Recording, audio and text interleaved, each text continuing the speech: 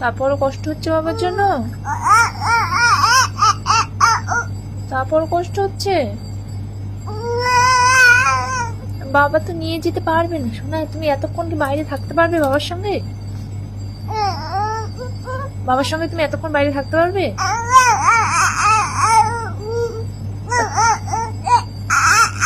তাহলে কালকে বাবার সঙ্গে কাছে পাঠিয়ে দেবো, ঠিক আছে?